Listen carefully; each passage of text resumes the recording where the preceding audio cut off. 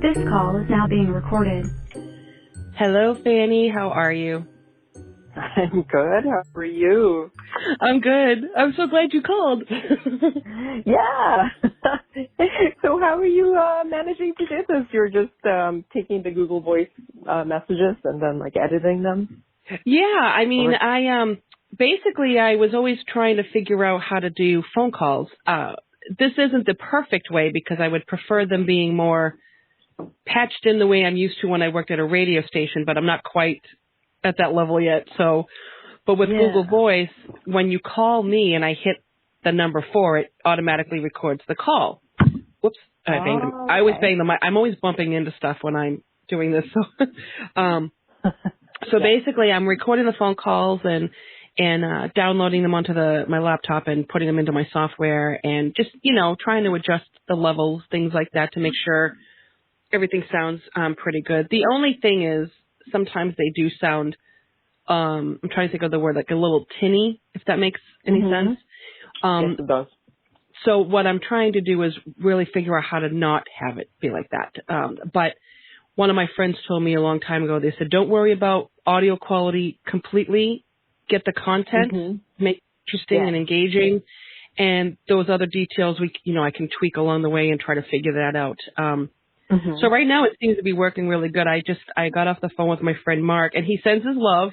He said he was really excited to hear about our discussion because he said it sounds like fascinating topics because I mentioned you do acupuncture and Reiki and herbal medicine because, you're the holistic healer guru for me. Thank you. Now, how you been doing with this whole quarantine? You guys just kind of laying low and doing shopping when you need to, things like that? Yeah, pretty much. The clinic had to shut down or go on hiatus since mid-March. It was just too risky to keep seeing people. And it wasn't, it was a really hard decision for me. Yeah. Because I know on the one hand, acupuncture can help. Like if somebody has a bad back or, has allergies or a common cold, we can help with giving them some herbs or giving them acupuncture, and basically maybe keep some people away from the ER. Oh, absolutely. Right? You don't, it's the last place you want to be right now. But it was also just this feeling that the vultures are circling right now. You keep hearing of like people you've been in contact with whose apartment building now has one case. Or it's like, okay. It's crazy. It's a 145 unit apartment building, but they might have touched the elevator button that you touched and probably the door that you opened. So, oh my God. Right. It's just, I mean, I'm very thankful that I don't live in an apartment building. I live obviously in the single family with Ma Dukes. And I feel bad for her because I'm not letting her go to any stores. I'm doing all the shopping. I have her under lock and key. Well, you live with her, so you can do that. My brother kind of and like the payback for all the time she grounded me. Yes. The change of roles between parent and child is quite amusing right now. My dad snuck out to go to, the local government in the Philippines just gives passes, one per household. And, he got it in his head that maybe he could, go there and get another one, which who cares, right? Like, who's going out right now? Right. Of course, the moment he came back, my brother started yelling at him. It was like, are you kidding me? Why did you go out and you didn't even have a mask? And, but this was like maybe 3-4 weeks back now. And he and I were texting and basically I said, hey, let me know when you stop yelling at him because I'll start. I'm going to call him. I'll do the second shift. Yeah, so I can do the second part of this, and I call your brother, and he can do the third one. I feel bad, but it's it is what it is. And my mom and I, so I let her go get the mail to the mailbox, and I'm doing a lot of the sun once in a while. Yeah, a little bit, little daylight here and there. We made some masks. And I basically go to the market once a week. And I only get a few things because I really don't want to be in the store very long. Because, I mean, it's even dangerous for myself to go out because I'm coming home. So, you know, I mean, I wear the gloves, I wear the mask. I initially was, not that anybody really needs to hear this, but in my 3-season porch, I would wear a tank top and a pair of shorts under my clothes. And then I would strip down to those, leave my clothes on the porch, and go take a shower. But they keep saying that not to worry about clothing, like that kind of material, it doesn't stay on there. So I've eased up on that. But any kind of perishables, we sterilize to bring in the house. Anything that can sit, like canned goods, paper products, we leave on the porch for like 3 or 4 days, and then we'll bring them in. And what we've done is I've made homemade disinfectant wipes because they're not a guarantee to kill corona, but they're still a disinfectant. So what we're doing is the stuff that we know that's been sitting for a few days, that anything on it's already died off, we're using the homemade ones to just do like a, you know, one last sterilize before they come in the house, just to be careful, you know. And then anything I can get through like Instacart, I'm doing that. Yeah. And they just drop it off in the same process. Perishables we sterilize to bring in and, you know, things like that. I mean, it's the best we can do, and then I don't go anywhere after that. Yeah, yeah. Well, you know, I watched this video from a doctor in New York. He works at one of the hospitals that's completely converted to COVID patients.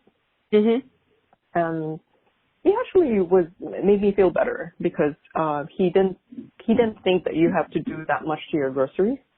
Because he said basically the way you're going to get this is someone who has it like coughs into their hands and then shakes your hand, and then you touch your face. So just be a hand Nazi, and you should be pretty good. Yeah. And we're not like him and the health workers where they are constantly exposed to the virus. The challenge with us is we don't know who has it now.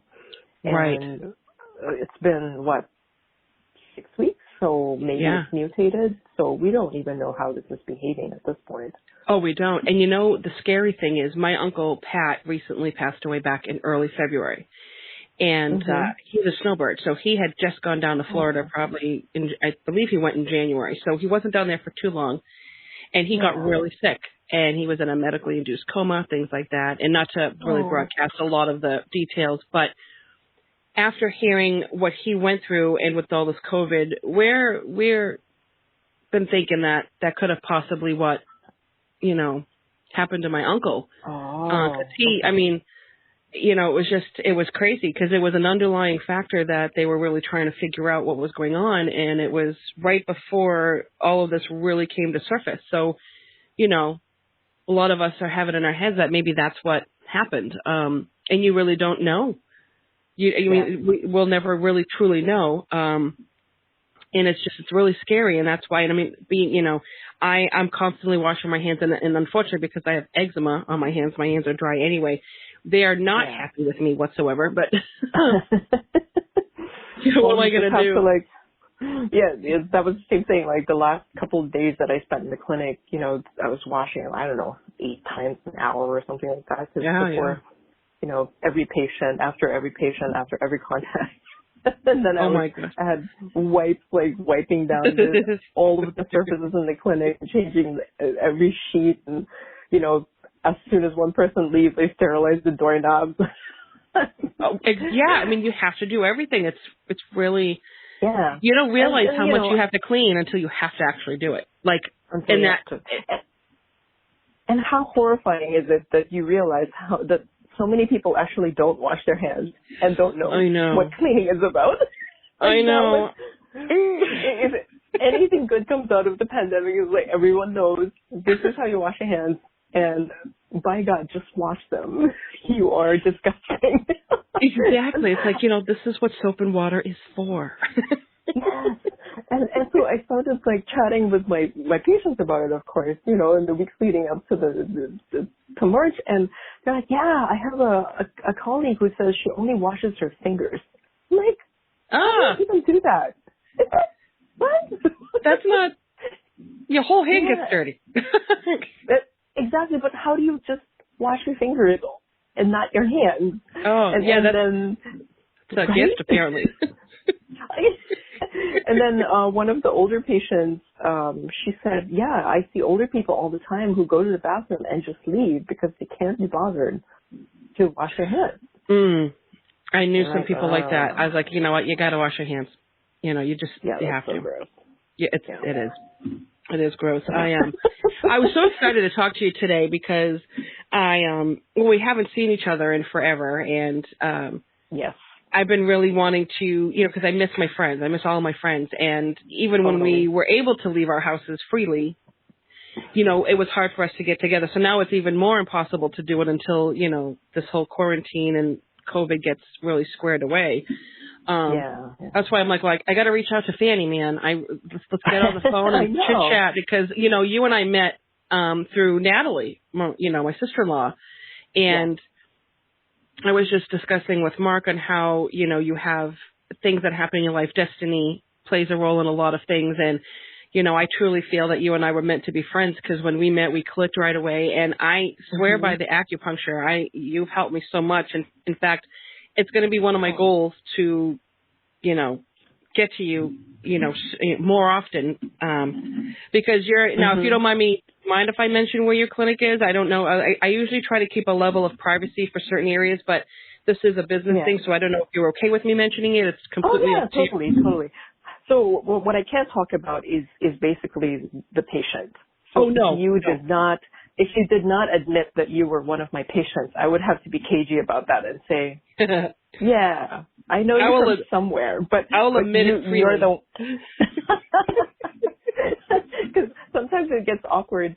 Let's say I meet a patient on the street and, I smile at them and they smile back at me and the person they're with, it's like, oh, how do you know each other? And I'd be like, let them, you say first because I can't. It's like I can't break the Privacy Act. It is a whole it's a privacy, because you are, working and it's for, you're helping people medically. So right. Exactly. And apart from that, I think even during my first semester at school, I was an assistant at a clinic in the South End called Pathways. And the beginnings of the Pathways Clinic, unfortunately it's not there anymore, was they were helping a lot of the AIDS patients during the crisis in the 90s. Yeah. And similarly, I guess, it was a disease at that time that we didn't know very much about. People were, suffering from it. Oh, right. And there was no cure. There was no vaccine. They didn't even really understand what was going on at that point. So Pathways became one of those places where AIDS patients could go. And because Chinese medicine, I mean, you don't really have to have the Western diagnosis in order to help someone. We see your body in a completely different way. Our medicine is based on, at its very core, it's like deep Chinese medical philosophy. And correct. Yes.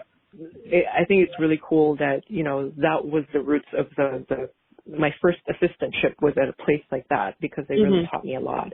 And during orientation, I remember them saying, if you see a patient on the street, you do not acknowledge them. I'm like, really? I forget. I'm probably going to smile at them. It's like, no, because, at that time, the stigma of AIDS was so large that, if someone has AIDS, they're a pariah. And so they were really, really strict about that kind of confidentiality. Oh, absolutely. It's a big thing and like you said, acknowledging someone, even when you sometimes get a prescription, although, or when you go into a doctor's office, they're not supposed to say your last name at the HIPAA policy. I think that's what it is. So since you're okay with mentioning, so it's Flying Turtle Arts. Did I say that correctly? Flying Turtle Healing Arts. My bad. I apologize. Yeah. No and worries. You're in Davis Square, right? Right in Davis Square in Somerville on Elm Street. It's Elm Street. The same building as Diesel Cafe, so it's right in the middle of Elm Street. And I have to admit that I love your clinic over there. It's very thank you. It's very cozy, it's very welcoming and very warm. You and I met when you had been working in North Andover. And I was originally seeing somebody different before I met you, and then I met you, and then you're like my acupuncturist. Like, if I didn't went to anybody else, I'd feel like I was cheating on you.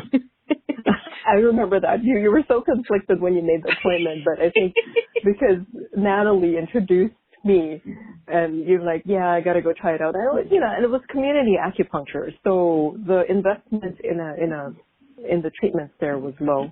And I'm sure you said, well, what the heck? But I do remember the receptionist saying, yeah, somebody just made an appointment, and she was so, kind of conflicted about it. Like, I feel like I'm cheating on my other acupuncture. Something like that. But I think it was meant to be, though, because you have helped me so much. And then, like I said, when we connected on even, beyond acupuncture, just on a friendship level, you and I, and we've had some food adventures. You introduced me to dim sum. My first experience with the dim sum was with you. Yeah, we went to Downtown Crossing and Chinatown together. Yeah. Yeah, that was fantastic. That was really fun. Oh my goodness. And we went to, let's see, we went to have the first place, what was that called again? Oh my gosh, my mind's going blank. Hogwarts? Oh, I want to go to Hogwarts. No, that's what I call the pharmacy in Chinatown. Oh, I was thinking Harry Potter, but yes, the pharmacy, because that ties into your herbal medicine. Yes, it does. I have to admit, I don't miss the tea because it did look like I just put some dirt in the water. But I will tell you, it didn't taste horrific. It was just interesting. But I know the Chinese, like you said, the pharmacy. Mm-hmm. That's an experience because I remember seeing my first time ever seeing a pharmacy like that was on Bizarre Foods with Andrew Zimmern. So. Yeah. I said, oh, my God, that's so interesting. It's just so, different. It's so not what I'm used to. And you brought me there, and I was unbelievable. I just couldn't get over it. I couldn't get over that place. Well, as you already know, the history of Chinese medicine goes back thousands of years. Yeah. And to actually kind of tee up, a discussion about acupuncture, you have to kind of step back a little bit and understand that Chinese medicine as a discipline, it's. Ooh, excitement! What's going on? No, I like the extra. The extra noises always add character to the show, so I'm okay with that. No, we're close to one of the hospitals, so ambulances will pass by now and then. Anyways, so as I was saying, Chinese medicine, even though acupuncture is the most well-known part of it, acupuncture is only one of the branches of Chinese medicine. The others are herbal medicine, qigong, of which, Tai Chi is a kind of qigong, and Duina, which is the massage branch of Chinese medicine, which I'm sure you'd be interested in since, you practice massage. Right. Well, I practice off the grid, but yes. I'm not licensed anymore, but I can turn you into putty. So I believe that. Yeah. But with herbal medicine, it can be very, very powerful because that was medicine before Western medicine was developed. If you go to any culture, any country, medicine began with flowers and roots. So there's a very strong Western medicine tradition here as well.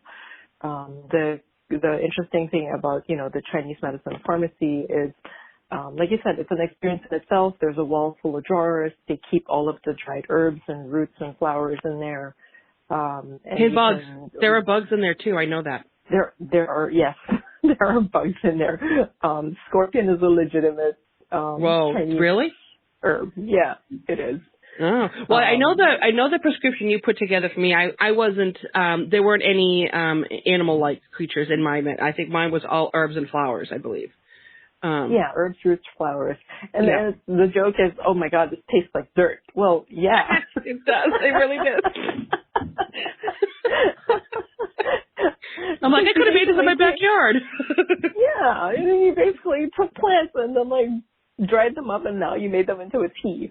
No, the nice thing is because of, current modern innovations is you don't have to just drink the tea. There's several large herbal companies in America that imports the herbs and then checks their, metal content, see if there's any toxicity to it. Like they check the quality of the herbs, like wherever it is that they're coming from. Usually China or Taiwan or one of the Asian countries, and then they make the teas already, and then they dehydrate them and make them into like little sugar pellets or tablets. Oh, okay. Yes. So that's one, there are several ways that you can utilize herbal medicine. It's just that the most common is drinking it or taking it orally. But I do Chinese medicine topically as well. So I usually I go to the herbal pharmacy to get herbs that I then make into liniments. Mm-hmm. And those are alcohol-based, liniments that you can put on sore muscles, sprains, if people have like chronic tendonitis or ankle that hasn't healed for a while. You can put it on your skin so it absorbs through your skin. You don't necessarily have to drink it. Right. Although I think one of my patients brought the liniment to a ball game and they were getting drunk with her brother and her brother was saying, "Oh my God, my knee hurts," whatever. It was like, "Hey, try this." And It'll fix it. This tastes terrible. I'm like, you're not supposed to drink it. What are you doing? It's not edible. No, she was just making that up. But if you take a swig of it, you're not gonna die. No, that's good. Don't do it. Don't. Yeah, we frown upon that, but it won't kill you. But we frown upon it's consumption that way. Yeah, it'll work a lot faster. Just put it on the place where it hurts. Yeah, let's not do it that way. Let's do it this way instead. Those people trying to invent new things. Right. But I know about the taste because I grew up drinking that too. Mm-hmm. Whenever, let's say I had a cold that just was going on too long, my grandmother would just bring me to the Chinese herbal pharmacy and say, "Okay, this has gone on long enough. You're taking herbs." And so she would brew them for me. And it was terrible, especially if you're a kid, Oh, yeah. But not all of them taste bad because it depends on what's in the formula. There are formulas that are a little bit on the sweet side. Okay. Yeah. And if you're taking, the caplets, you just like wash it down with water. You don't even have to go through, the sensory trauma of if you don't like the taste of really bitter teas. But the wonderful thing, as you've already experienced, is it can be very powerful. Oh, very. Very. I like using it, especially in women's health issues, because if you are able to combine acupuncture and herbs, you can really change somebody's menstrual health. Absolutely. For women, PMS, cramps, some people have terrible periods. And you just think, well, women being women, we just like power through it. This is just how it's always been. No. A healthy period is a non-event. A happy period. They're never happy. I'm just going to say that right now. I don't know. It can ever be happy, but it can always be a non-event. Like, it just comes, it just goes. It shouldn't be like this massive sporting event that like puts you in bed, for 2 days because you're doubled over in pain. Or even like PMS. Like, I've had people saying, when I asked them, do you have PMS? I was like, oh yeah, I turned into a raging bitch. I think that was your answer. My answer probably. I think that's what you told me. I think you're probably right on that one, I have to admit. It's so funny because I remember though acupuncture actually did help me with my monthly bill. It definitely helped with the cramps. It really did. Like it. Yes. I went from being younger and not really, like you said, it wasn't too bad. I was usually pretty fortunate, but then I would have once in a while, it got a little older and they started getting worse. And the first few days, you are miserable if you're not, acupuncture really did help. It really, specifically with cramps, the abdominal pain was barely there for a long time. And that was awesome. It was awesome. That helped. Yeah. And that's the power of this medicine is we help people stay healthy. Yes. Now, correct me if I'm wrong. With the ancient Chinese medicine, the Eastern traditions, right? Because we're Western medicine. The Eastern traditions, if my memory has served me correctly, the ancient ways, and that's like I said, like any country back centuries ago. These types of healing methods, they treat not the symptoms, but they treat the cause. So instead of, hey, you have a headache, oh, here's a pill for the pain. Well, let's find out why you have your headaches, or let's find out why you have this ache in your, I don't know, whatever. But you guys treat the cause versus the symptom, because it's not a surface medicine. Let's find out what's wrong. Exactly. And that's why I feel it's so powerful for not just chronic issues, but also acute issues. So just like your example, if someone walks in with a headache, it's not, here, take this pill and the headache will go away. It's, if two people came in with a headache and one of them got it because they were really cold and the other one got it because they were really hot, I would never give them the same treatment. Right. Exactly. Yeah. And that's how we see every person as an individual with their own patterns, and then we seek out what the patterns are. We try and do some differential diagnosis and figure out, okay, what's really going on here, and then try and return your body to a state of balance. And the thinking behind it is, if your body is balanced, then you stay healthy. And, the definition of health maybe just the pain goes away, or you're sleeping better, your digestion functions better, you're less stressed out. But we are trying to move you back into a state of balance because your body knows what to do. Your body knows how to stay healthy. It's because we screw it up with things like, what we eat. Our habits, so working too hard and not ever getting any sleep. And as the years pile up, you can abuse your body when you're younger because it rebounds so quickly. But, it sure does. Right? I have this conversation with people all the time. I was like, how old are you now? You're 45? Okay, Me? you can't be doing stuff that... No, I mean, not you specifically, but I have conversations with people saying, so, how old are you now? So you can't be expecting your body to just, go on a bender the night before, just like in your 20s, and then show up for work at 8 o'clock in the morning. You can't do that anymore. No, and I can attest to that right there. You are absolutely right. Right? So in the same vein, don't sign up for a marathon and think that you can walk out and run it tomorrow. Okay, well, case in point, not yesterday, the day before. What is today? Monday? So Saturday. Oh, and my little video I did yesterday, I said this to Marcia. This is how every day is a blur. I did my little video yesterday, and I was about to post it and realized I said Happy Friday, and it's Sunday. So I had to redo it.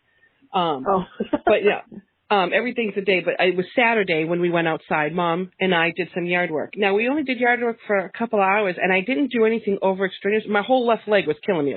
I must have twisted a certain way. I felt like I was 97 yesterday. I'm like, what is going on here? I'm like, right. Like you said, 20 years ago, I would have been able to go out there for 6 hours, and I wouldn't have felt it the next day. Today, I walk an hour, and I'm like, couch bound for 3 days. Right. It's horrible. And it goes back to we just have such little awareness of how our body works and how to take care of it. Yep. I'm hoping that, nowadays with so much information floating around, I don't know if that's a good thing or a bad thing, because anxiety has gone up also because people look everything up and don't know what's right. Well, they do, and then they think, oh my God, I have those symptoms, I have that ailment. Not necessarily. A lot of people look at hypochondriac.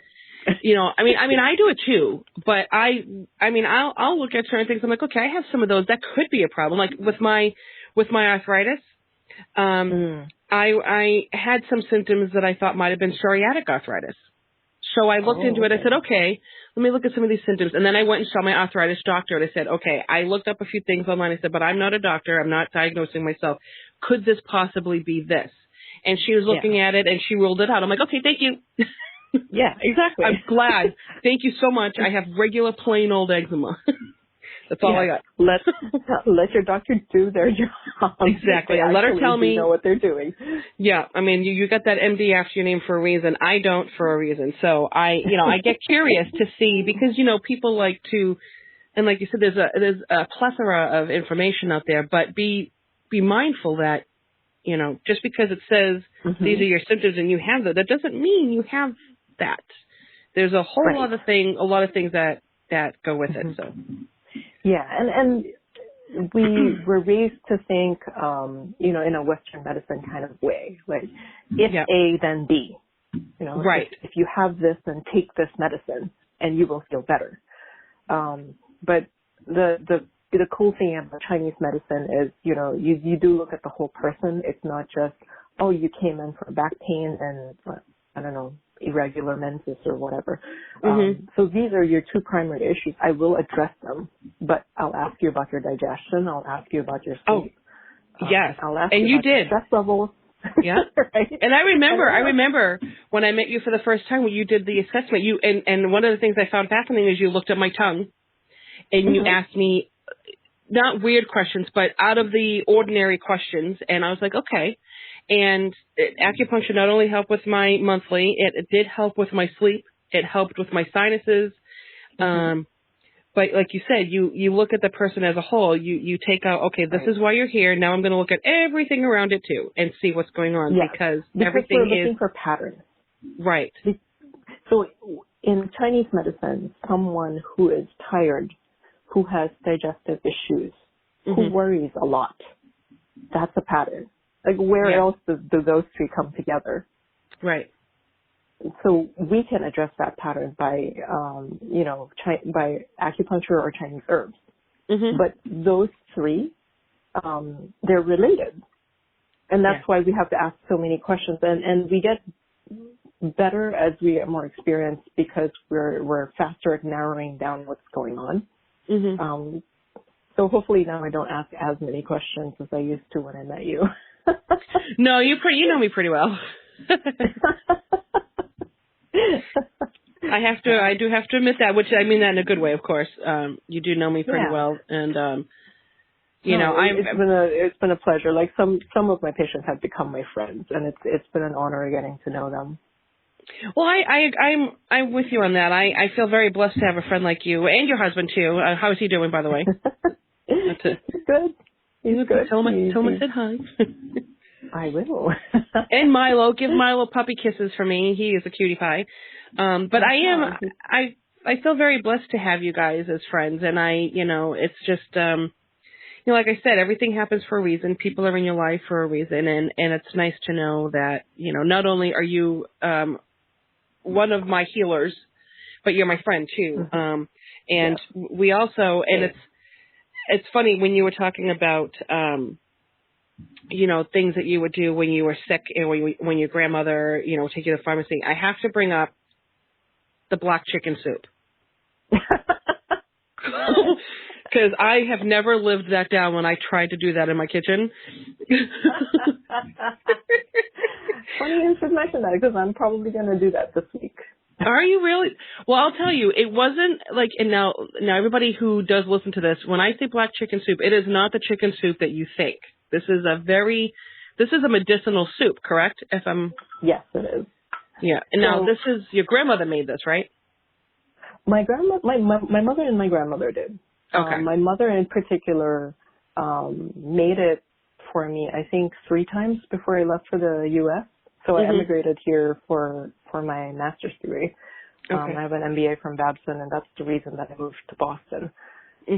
But right before I left, because I was basically going from a tropical country to a winter country, my mother cooked this stew for me and put all of the usual the Chinese herbs in it, and I had 2 or 3 chickens, and by the 3rd chicken I was like, Mom, I can't do it anymore. I can't take it anymore. And so she stopped. But then, I moved to Boston, and I don't think I caught a cold for 2 years. And it's made for that, right? It's made to help keep you or help prevent you from getting sick? It's meant to make me stronger. Okay. This is a short way of answering it. It has tonifying herbs for your blood and for your chi. And it's the black chicken itself is supposed to be more nutritious than the regular, chicken that you see in the supermarket. Right. Now, the black chicken's more gamey, more of a darker meat as a whole. Mm-hmm. Here, I think it's called the Long Island chicken or the silky chicken. Oh, right. But, yeah, where I come from, they just called it the native chicken because, it has white feathers and black skin. And it's definitely gamier. The way you cook it is you just, instead of just making a tea, you throw the chicken in there. It becomes this very strong flavored stew.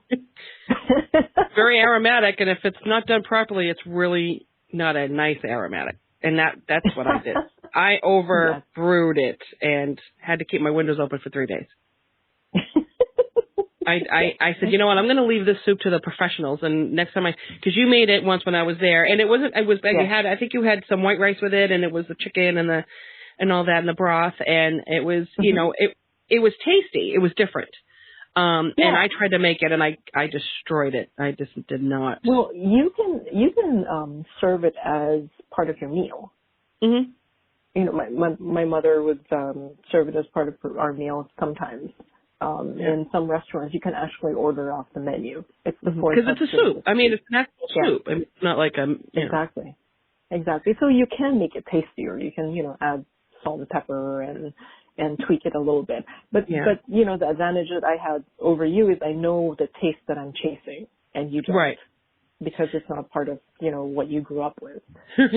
No. But I will say, props to you for trying it, because I know so many people who was just looked at the chicken and got grossed out and like, no, I'm never going to do that. Well, when I was at the store buying the ingredients, I remember I had because it was frozen, I had the chicken, and it's a little tiny thing, and this young woman looked at me, and she kind of looked at me with a curious expression, and she goes, do you know what that's for? I said, oh yeah, I'm going to make the soup. And her eyes lit up. She goes, well, good for you.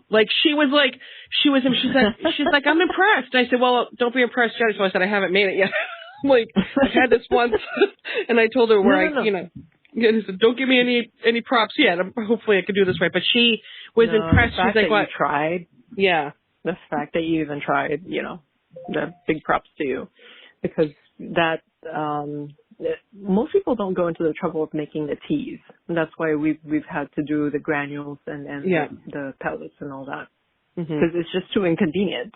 Traditionally, if you were to brew the herbal medicine, you would brew take 4 cups of water, put the herbs in there, and then reduce it down to 2 cups, and you drink 1 cup in the morning, 1 cup at night. Oh, okay. And you do it again the next day, and then you throw away the herbs after 2, cookings. Yeah. But most people don't have time for that right now. But you took the time to try and figure this out. So yay, you should get a medal for, a patient medal if I gave that out. Well, if you ever if you talk to Jeff about it, he's going to be like, yeah. I don't think he's ever really recovered from that, from my attempt. It just doesn't smell great. And Jordan complains about it too when I make it.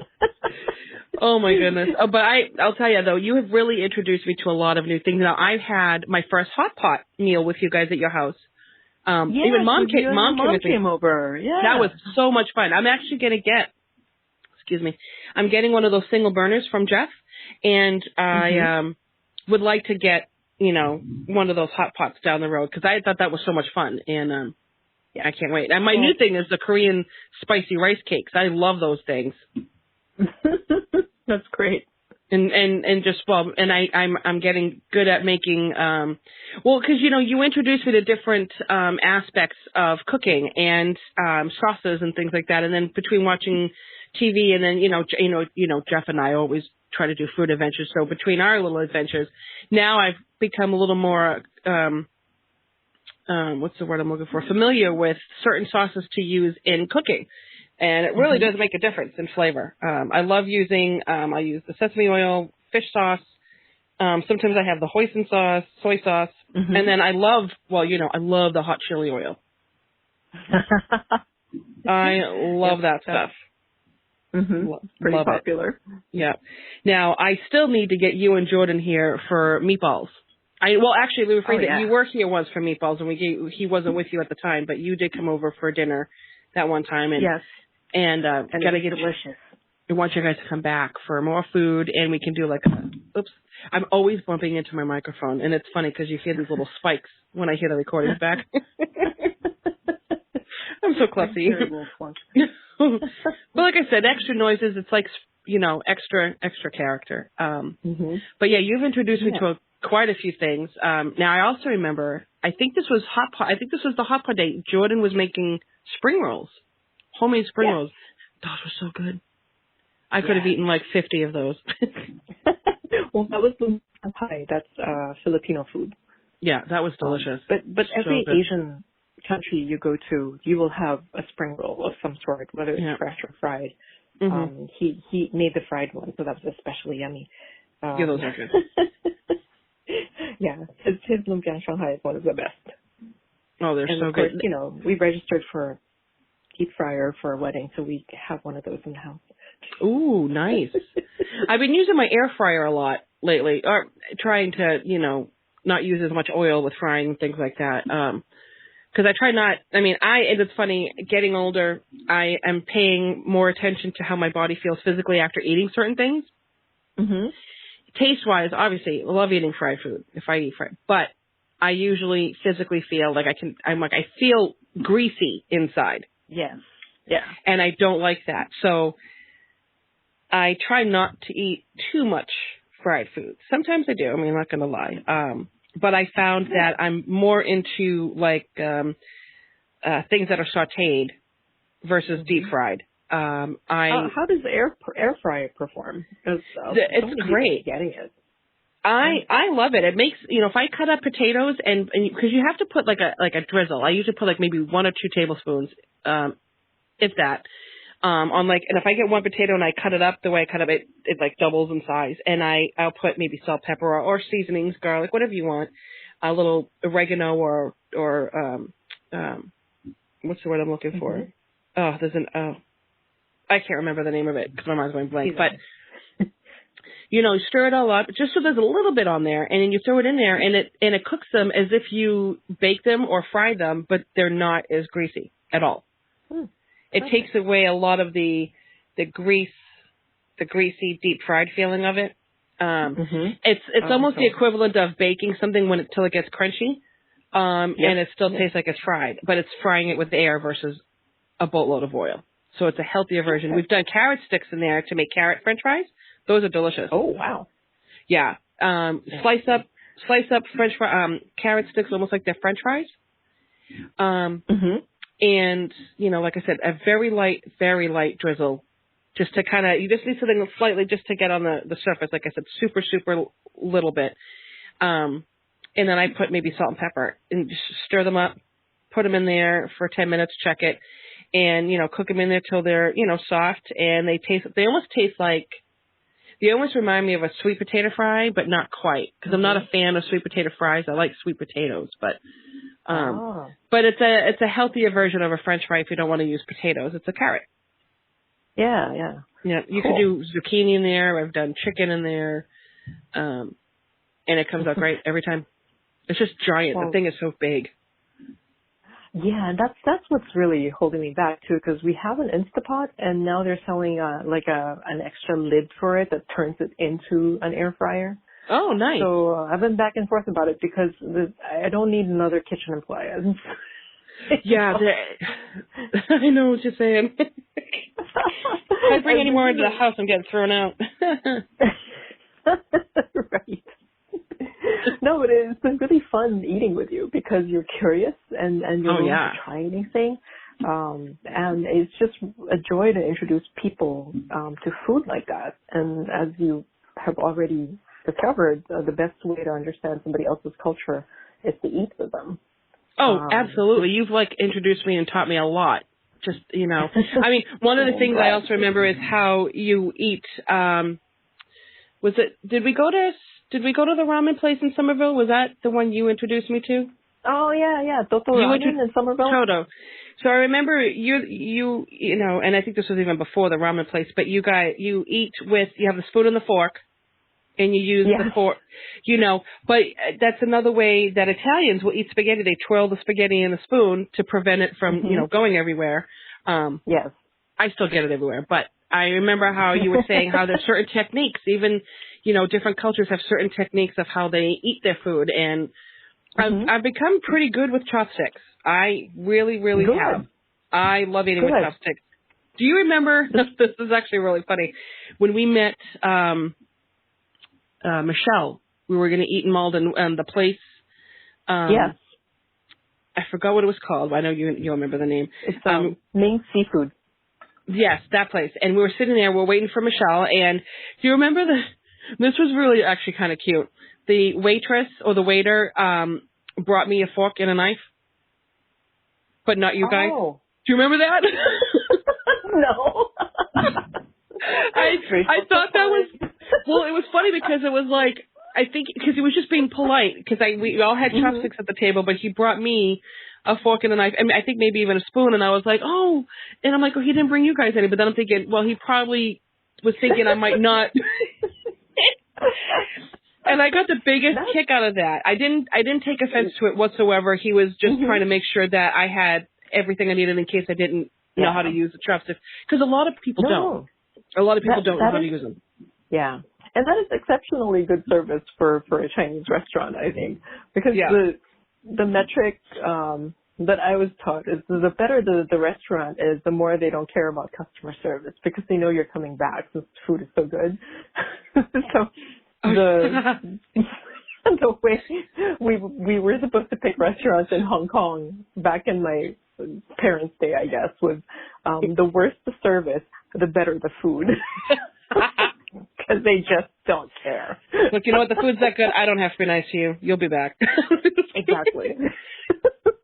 Oh my goodness. But I mean, I could seriously talk about food all the time. I love, and I have a love affair with food. I really do. And hey, if you don't have any other vices, which it goes for me. I don't drink. I don't smoke. I don't gamble.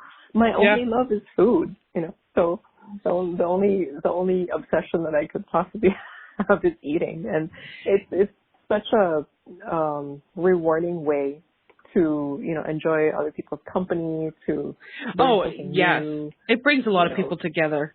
It does. It really does. And for me, I do have to say, for my problem with food, and I openly admit this, is I have an addiction to food, and my addiction is I overeat. That's my problem. If I didn't overeat, I would be at a healthier weight, which, and you've known me for years. I think that goes for a lot of us. Yeah. Especially in this pandemic. I got like the pack of 20 of Toblerones. dark Toblerone. That's my idea of panic buying. Is I got those are good. Ginormous, like, the box that you can display in the store of 20 sticks is the dark Toblerone. I'll take the pallet. Yes, because there's a freaking quarantine going on, and I need my chocolate. Yeah, so we've had candy in the house. We've, had our share. And my mother, and it's funny because I've even admitted this too, we've never had so many chips in the house until now. Like, we always, now it's like, okay, what do we want for chips this week? What do we want for crunchies? Okay. Now we have, I bought a thing of mixed nuts with raisins to kind of make like a, homemade trail mix and whatnot. But I made the mistake of buying the nuts that were salted. And so there's always too much salt on them. I usually prefer unsalted or raw, and then make the mix like that. So I kind of grabbed them hastily and realized after the fact that they were just regular. So I'm eating those a very little bit because there's a lot of salt in them. But yeah, we've never had this much chips or chocolate in the house ever, because like you said. And it's going on, well, now I'm seeing a lot of people baking more, and, you have all the time to make all the things that usually don't have time to make. So the thing I always try to do when I have a day or so, more time on my hands is my grandmother's char siu bao. What is it So called? I tried that. Char siu bao. Remember the pork buns in dim sum? Yes. Yes. Yes, I do. Remember. Yeah, so my grandma made them. Oh. And it's been this almost spiritual journey for me, because every time I make her recipe, because I was a little kid when she was making it, and even though I would play, I was always around her. I watched her do it. I was too little to actually write it down and understand what she was doing. But my cousins were older, so they wrote down her recipe. And I think shortly after I got here, I went to a Chinese supermarket or something and saw one of the buns and bought it, because, oh my God, I missed those, and I ate it and it was terrible. I thought to myself, oh my God, why don't I know how to make this? My grandma's char siu bao was the best in the world. Why don't I know how to make it? So my cousin sent me the recipe. And ever since then, so this is like an ongoing project for probably more than 15 years now. Mm-hmm. It's been a journey to figure out her recipe. And what's really powerful for me is whenever I go through and make the recipe, a memory of her comes back to me. Aww. And so one time it was, I suddenly remember that she would do the yeast starter in one of her stock pots. Yeah. Because then she would put more flour in it and then put that stock pot on a stool and start kneading the dough in it. Yes. And it would just come back to me in flashes. And sometimes it's the way her kitchen smelled. And I know. This I know time exactly it was what you're saying. Right? And this time Yep. it was the way she would flatten the dough and then put the filling in it and then knit the bun together. Mm-hmm. Just this very clear like video in your head that just came back to me. And it's food is like that. Oh, absolutely. The senses are awakened, and I don't know what it is. It also touches such a deep emotion too. Like I miss her whenever I do that.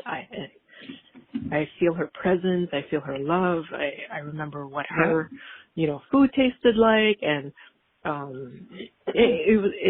so that was one of the fun things that I did get to do during the pandemic. No, I have a question for you. So the pork buns, these are the steamed pork buns. Now, mm-hmm. What is it a lengthy process? Because I have an idea, and I'm curious. Yes, it is. Because you have to get the char siu, which you can buy. I know you loved it, the roast pork. Oh God! Remember when I got it from the restaurant? It was like a couple of pounds in a styrofoam container. The hanging meat place. I've never forgotten that place. The hanging meat place, yeah.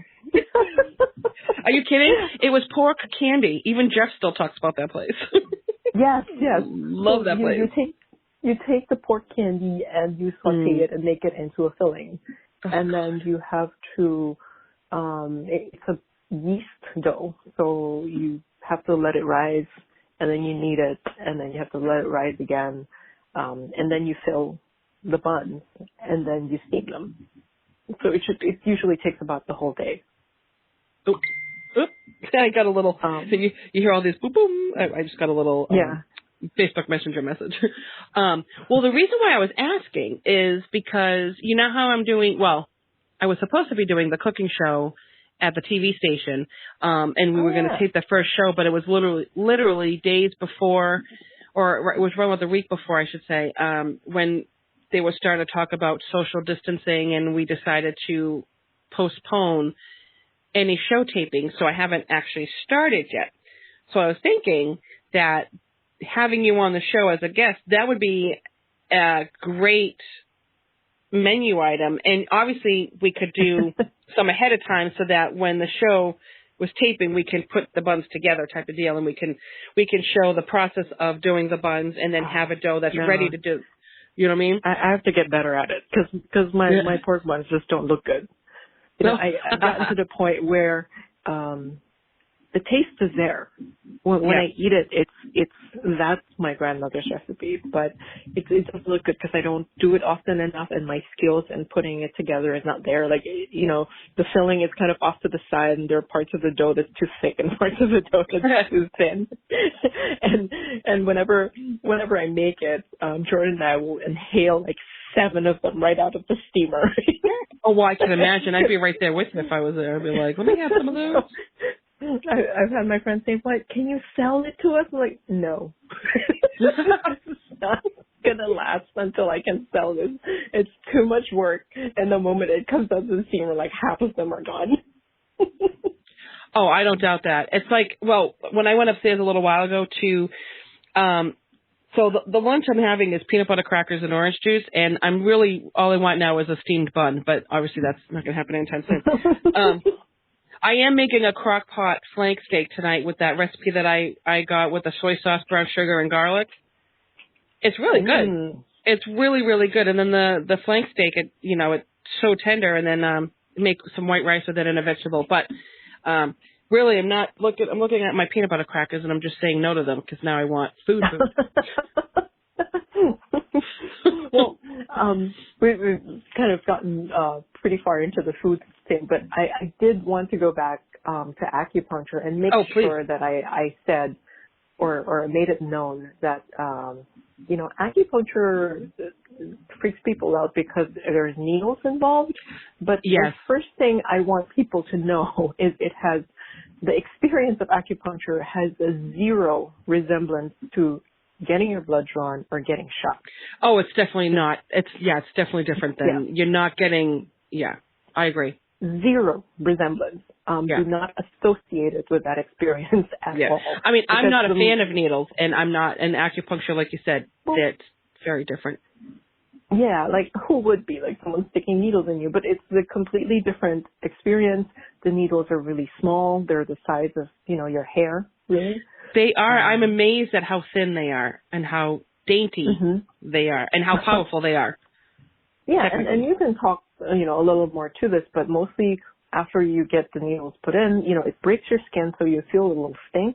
That's your skin's job, is to tell you that something is coming in. But after the needles go in, usually people take a nice nap because you don't feel them anymore. Well, you know me, I'm out. I take off. I'm like off, I'm gone. I go on and then you come back and go on some sort of journey. I was like, oh, I can't believe I saw this.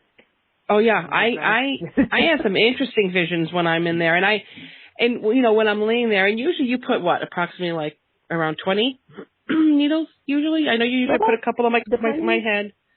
Yeah, depending on what's going on. Sometimes there's a little less, there's a little more. Probably at least 2 or 3 needles per limb. So about a dozen to 20 needles, but they're they're tiny, and I work really fast, so. You are chatting. Yeah, well, because you're good. It's like with doctors when they are talking about, they kind of occupy you with conversation and like, oh, so what do you do for a living? Exactly. Get the patient talking and they're not paying attention, but it does work. Mm-hmm. It does work, and I will say, anybody who does have acupuncture, please definitely come see Fannie. But try to wear. Well, of course, you're kidding. I'm like your biggest fan. You definitely want. Clothes. What's that? Loose-fitting clothes. Yes, loose-fitting clothes, and possibly, I'm trying to think because it's hard to put anything over you because I have a tendency to get chilly sometimes because you get so relaxed, and sometimes you can get a little chilly. So make sure any of you loose-fitting clothes, just make sure they're not like a tank top. Wear like a regular shirt, even if it's short sleeves, but something that Yeah. And they can ask me before they come in because now I have at my clinic the beds are heated, so there's an electric blanket underneath it. There is? Yes, there is. Oh, wow. So you've never come to see me in the winter. That changes everything. No, you saw me in the community setting, so that was more definitely more informal. And well, no, I've been to your clinic once though. Because we had lunch after, but it was in the summertime. Probably, yeah. Or spring. Probably in the summertime. But so I wouldn't have had to turn the electric blanket on. But during winter time, when you come in, the bed's already warm and cozy for you. Oh, gosh, that's nice. And if you need to be draped, we can drape you. Some people come from work, so if they forget a change of clothes or anything like that, then you just, get a drape, lie down, relax. Oh, yeah. And there's a heat lamp as well, which I don't know if you were able to use, that we didn't have at community acupuncture. So you can put that heat lamp over someone's feet or their belly if they feel cold. Oh, absolutely. And because I think the other reason why it didn't bother me too much is because I usually sweat like a hooker in church because I run like a furnace. I'm my own space heater. Yes. But I that's good to know though, to have the extra heat aspects there. What was I going to say? There was something else I was going to say. Oh, and one of my the biggest investments for this year is I got an electric table. So one of the rooms now has an electric table that goes up and down using a foot pedal. Oh, that's nice. Yeah, and I got it to make it more ADA compliant. Yeah. I do have some people who are disabled or elderly, and it's so much easier for them to get up and down the table. Mhm. Oh, even for me too, with my knee the way it is, sometimes it's easier to have a little step there. I mean, eventually I'd like to have the knee fixed, but because I have the bone on bone in the left knee, so. But I mean, I could. Yeah. Pain. But I was surprised at how many people don't have an ADA compliant space, because I was lucky enough to find a space where there's an elevator.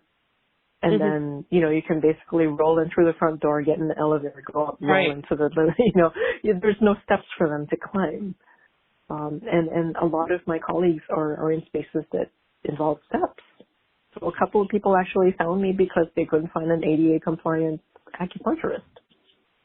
No, that's fantastic. I think it's, I couldn't remember what ADA meant. The regulation. For state, local governments. The American Disabilities Act. Okay. No, that's awesome. And it's good that you do that, because that opens the door for more clients. And I'm, like I said, I swear by acupuncture and how it's helped me. When this whole thing clears up, I do want to come see you. Definitely. Not just for acupuncture, but just to see you. Yeah, we can have dinner afterwards or something, hang out. Oh gosh, yeah, absolutely. That would be fantastic. I love it. No shortage of restaurants around my office. I know. We went to, when I went to see you, we went to that place. It was the first time I ever had udon noodles. I had like an udon noodle soup, I think it was. Yes, it was across the way from my office in the plaza.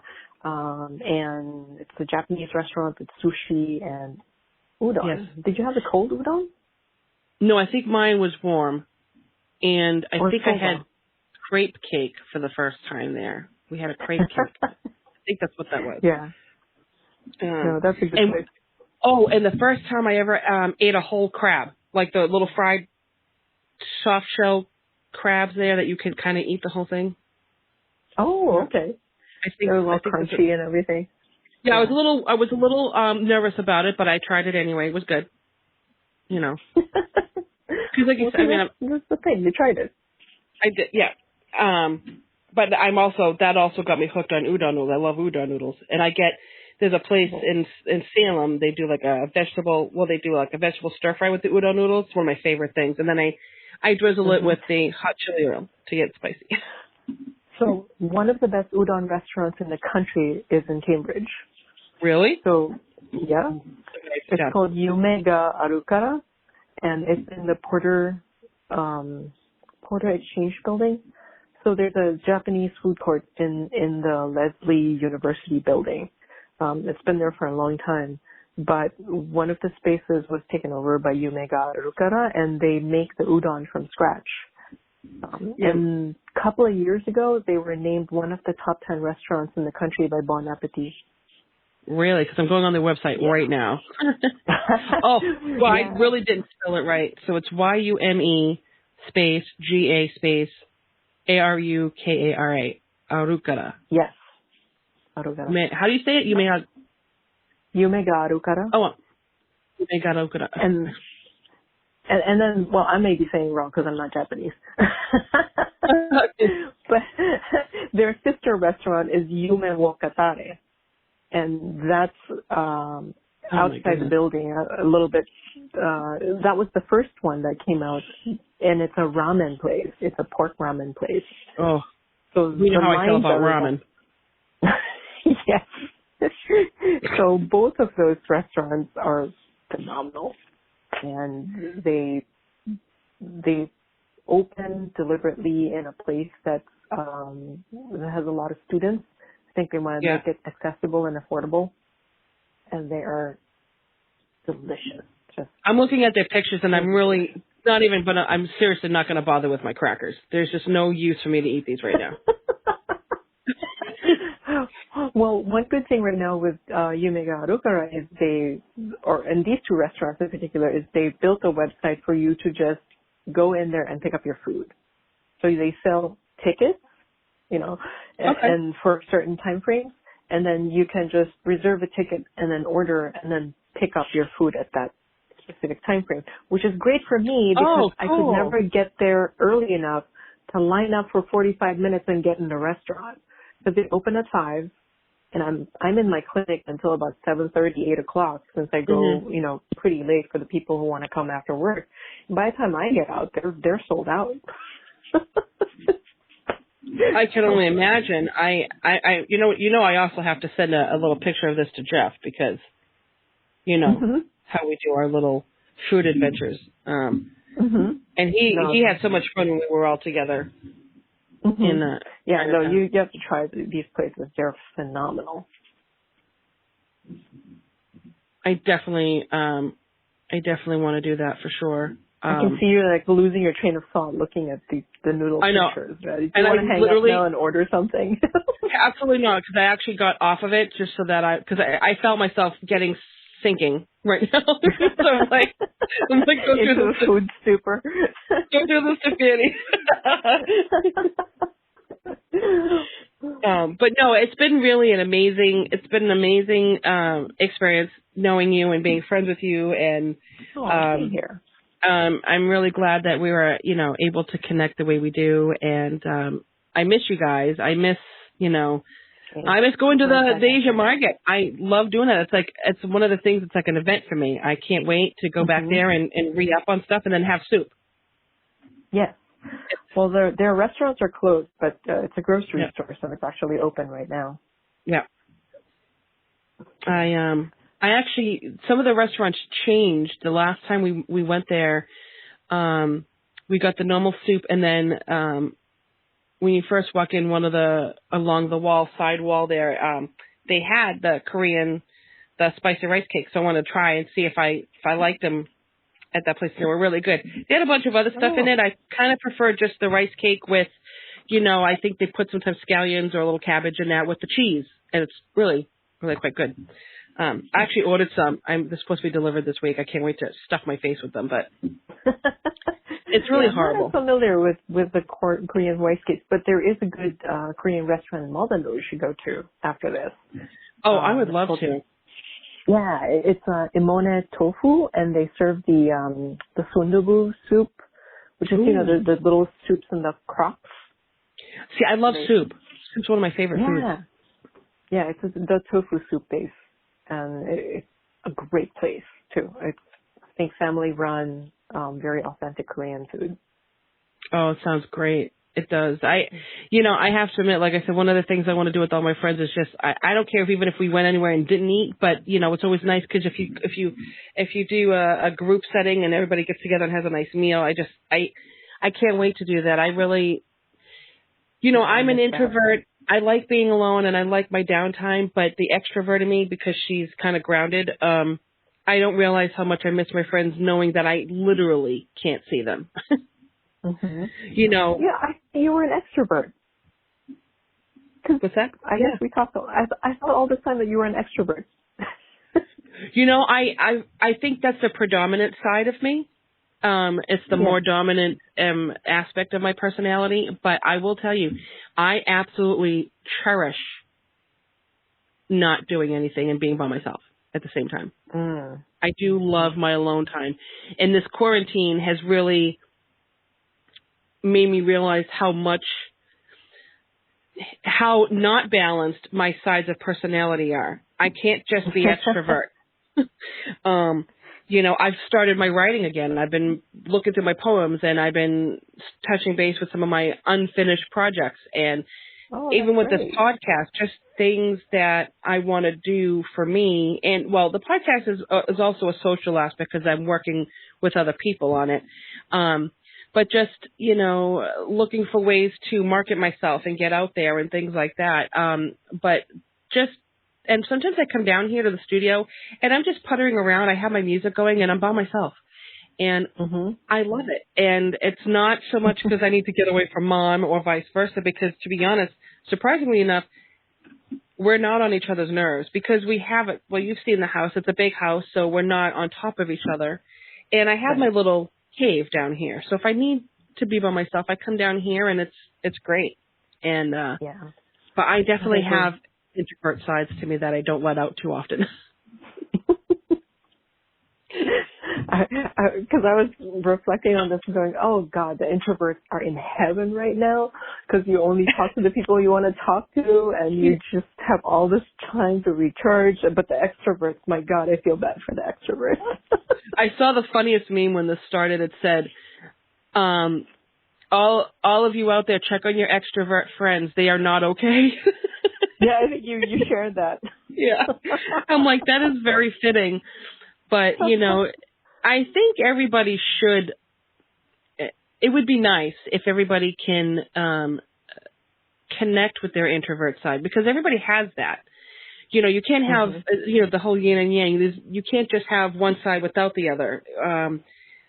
One side will probably always be more dominant. Like I said, mine is more extrovert than introvert, but I don't spend enough time with my introvert side and the quiet side. And that's the part that I need to help, because that'll also get the rest of me closer to balance. Like with meditating and things like that. I know. I hear it from the universe. It's like, why aren't you meditating? So it's like, hello. Yeah, well, I struggle with the same thing because I know I should meditate and it's going to be good for me. But one of the things that I was paying attention to was this article that was talking about the mental health crisis that we're going into because of this pandemic. And it's not, speaking personally, having all of this time and unstructured time to my days is very unsettling. And all of a sudden you have the space to think about things that, you were staying busy to not have to think about. Right. So it's bringing people to a lot of frightening places that they're not necessarily ready to deal with.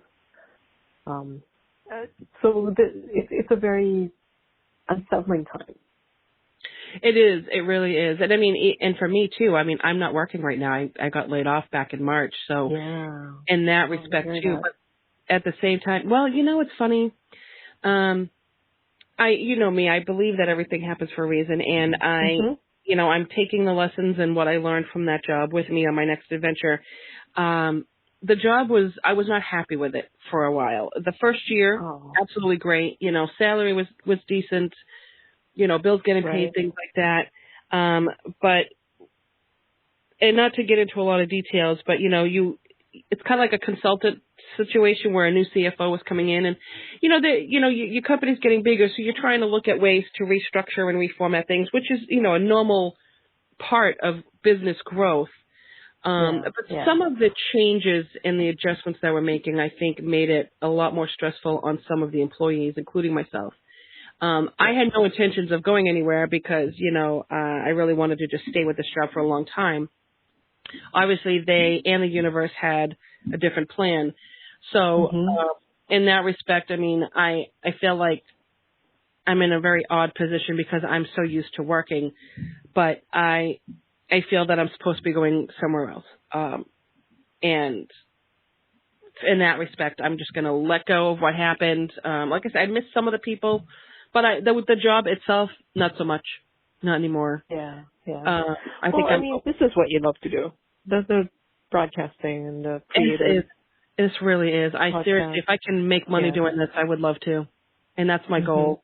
And that's You'll what I'm figure trying it to out. focus on. I'm trying to figure out on how to monetize on this whole thing, because if I could do this every day, I would do this. I would do this every day, all day. Mm-hmm. You Well, know? you heard it all. Just got ideas for April. Y'all have to come in and send it over.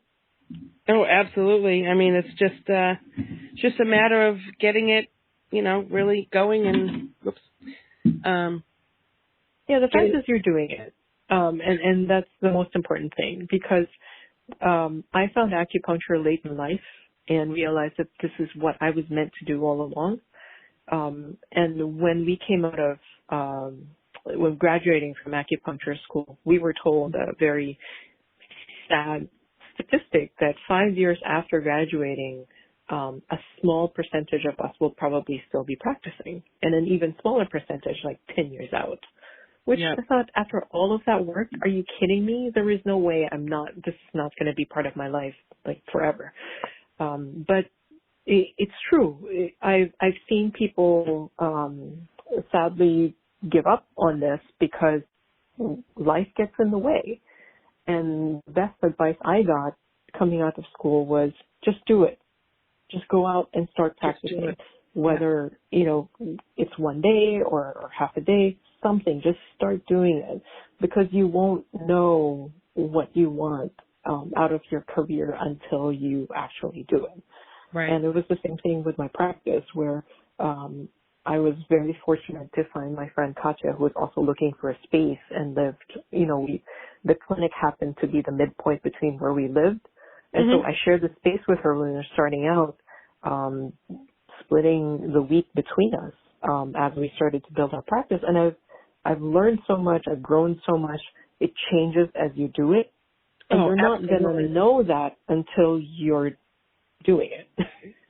Well, you're guaranteed to never know unless you try. Exactly. And yeah. In that respect, I can relate to you, because I kind of discovered this whole radio thing later in life as well. And like you said, keep doing it, and it'll morph and evolve and turn into your own practice like it did for you. I remember when we talked when you were still in North Andover, you were talking about making a very scary, exciting leap of faith as to keep your day job and do this on the side, or let's put the day job out the window and focus on doing this full time. And I think you'd made the right choice, because you're also staying true to who you are. And that's never wrong. Yes. And what I believe is, when you're doing what you truly love to do and you're putting yourself out there, the universe does respond. As you pointed out before, I had, 3 part-time jobs at one point. And I very slowly transitioned to going down to 2 jobs, going down to 1 job, and finally just quitting my part-time job at North Andover and saying, okay, from now on, it's just my clinic all the time. And it's also that mentality of, if you build it, they will come. If I'm not there, if I'm not putting myself into my practice, it won't grow. Exactly. They're not going to know you unless because I also find, and this was a long time ago, it's kind of like, when the student is ready, the teacher will present themselves. And the same thing goes, when the teacher is ready, the student will present themselves. And it's like you said, if I don't put myself there, they're not going to see me. Because if I stay over here behind the closed doors, they're not going to see you through the closed doors. But if I bust through those doors and say, okay, here I am, let's do this. And like you said, the universe is going to see you're trying to help yourself and do what you're meant to do. Karma, destiny, fate, all of that rolled into one, as well as free will and decision making. It all ties together. And once you put yourself out there, like you said, and then you get the word of mouth, and you get the clients that, like, oh, well, anybody who ever mentions any kind of acupuncture or herbal medicine, I completely mention your name. every single Oh, time. thank you. Absolutely, because, like I said, you've helped me so much. I appreciate that. Oh, I always will. I always will. You're my girl. Yeah. I'm very honored. I'm very honored. It is very, very fulfilling to be able to be part of people's lives in this way. I think the what I miss the most about not being able to practice right now is, you guys, seeing my patients, saying hi, catching up on what's going on with you. That's my favorite part of, my day is all of the wonderful people that I get to see. Oh, absolutely. And it's been, 5 weeks now? Yeah. Oh, come on. Long time. And it's not going away anytime soon, I don't think, unfortunately, so. Unfortunately, yeah, I believe that as well. But we need to stay safe. And I truly feel it'll be about a year until things really, once the vaccine is in place. Like, I know that they have preliminary medicines that I think that from what I heard, who was I talking to? I forgot. They have some preliminary, which they mentioned, medicine that they're going to try and see if it works and whatnot. But stay safe and stay healthy, and then, because this too shall pass, as they say. Mm-hmm. And our only goal right now is to arise. You just have to get through there to the other end of this alive. I've heard some sad news from some of my friends whose family members have passed away from COVID-19 in the Philippines. Oh, and I'm sorry. Thankfully, thank you. I mean, thankfully it's not anyone in my immediate family or immediate loved ones, but it's their loved ones who have been affected by this. So it's very real, and it's the loss is far more painful because we can't grieve. There's no closure. You can't have services. You can't do anything. Fly home and have a funeral with your family and say goodbye. It is just, that part of it is devastating. Yeah, so, we were watching the news yesterday. My mother started crying. She looked at me, she's like, I feel so bad for the people that can't, they're mourning, but they can't grieve and like you said, have any kind of proper services or funerals or wakes. Mm-hmm. You can't do anything, and it's unfortunate because she's like, I just feel so bad. She was really crying. I felt bad for her because her heart was just going out to all of those who cannot mourn the way they'd like to mourn and grieve their lost loved ones, and it's very, very sad, very sad. I think the best thing we can do is send them, positive thoughts and prayers and healing and strength. And, once this clears up, there'll be a lot of people, probably a lot of services going on once this clears up, when people can actually do, their proper closure services and things like that. Yeah. But our job is just to get to the other end of this whole and healthy. Absolutely. And we will. And we will. Yeah. People will be able to travel again. People will be able to go to events again, and just go to someone's house. For sauce and meatballs. For sauce and meatballs or spring rolls. Or, any of that. Hot pot, we can combine it. We'll have a hot pot, spring roll, Italian feast. Oh my God. I think that just thinking about that is making me drool. I know. Like I said, I'm still looking at the crackers. I won't touch them. It's just not going to happen. Well, I'm going to go back and, I think, finish my leftovers for lunch. Yeah, I actually just noticed what time it is. I'm going to have to go put my little flank steak in the crock pot, cook it nicely. It's going to be yummy. Oh, I'm sure it will. I can't wait. I'll take pictures. Right. You know me. I always post them on Facebook. I'm good for that. I have the last of Jordan's jambalaya. Ooh, jambalaya is yummy.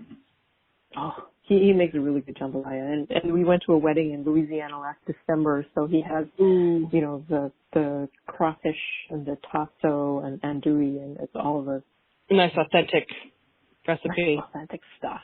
It's tremendously good.